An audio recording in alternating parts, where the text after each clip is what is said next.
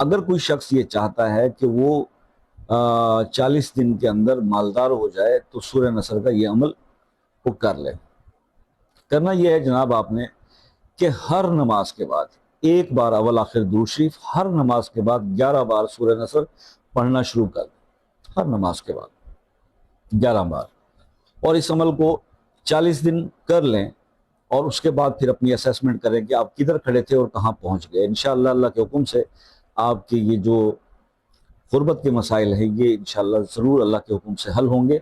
और बाकी यह है कि मुख्तसरन क्योंकि वीडियोस बहुत शॉर्ट बनाता हूँ आप लोगों की ही फरमाइश पर, तो कोई बात अगर समझ में ना आई हो या समझाने से रह गई हो तो व्हाट्सएप पर रब्ता कर लीजिए। व्हाट्सएप में रब्ता करने के लिए पाकिस्तान में टाइम असर की नमाज के बाद रात 10 बजे तक, और दूसरे ममालिक के जो मेरे दोस्त हैं खासतौर पर UK, USA, Canada, France, New Zealand, Australia और लीबिया जैसे कंट्री से भी अब जो है वो लोग